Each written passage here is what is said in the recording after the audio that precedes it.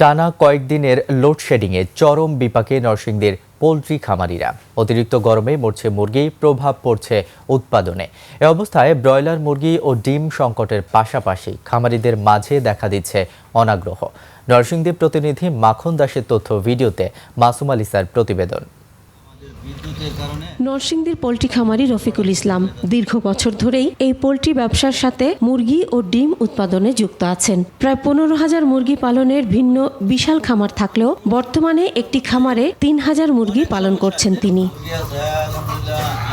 টানা কয়েকদিনের লোডশেডিংয়ে চরম বিপাকে পড়েছেন। এমন অবস্থায় ব্রয়লার মুরগি ও ডিম সংকটের পাশাপাশি খামারিদের মাঝে দেখা দিয়েছে অনাগ্রহ। অনেক খামার ছিল নতুন করে গড়ে তুলছিল, এখন গেলে দেখবেন তার অর্ধেক আছে। আর আমার পরিচিত, আমার জানা মতে যারা শয়ে খামার ছিল, এখন হাতে গোনা 200 জনের খামার আছে, আর বাকি খামারগুলো নাই। একই চিত্র নরসিংদীর পলাশ, শিবপুর, রায়পুরা সহ সবকটি উপজেলায়। অধিকাংশ পোলট্রি খামারই লাভের আশা বাদ দিয়ে রয়েছেন হুমকির মুখে। অনেকে মুরগি পালন ছাড়লেও কেউ কেউ ঋণের দায় মাথায় নিয়ে পালন করছেন মুরগি। সরকারের প্রতি আহ্বান জানাবো, যেটা আমার না, সারা বাংলাদেশের প্রত্যেকটা মানুষ যাতে বিদ্যুৎ সুবিধাটা খুব ভালো হয়, তাতে সবার উপকার হইব। অনেকে ছেড়ে দিছে, শতকরা 50-60টা ফার্মই বন্ধ। এমন পরিস্থিতি চলতে থাকলে শত শত খামারি এই পেশা পরিবর্তন করবেন বলে শঙ্কা করছেন এই সব খামারিরা।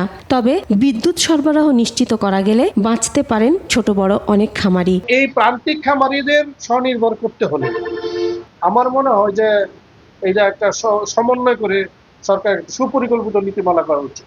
প্রাণী সম্পদ দফতরের তথ্য অনুযায়ী ব্রয়লার, লেয়ার ও সোনালী মিলিয়ে জেলায় প্রায় 6,000-এর বেশি মুরগির খামার রয়েছে।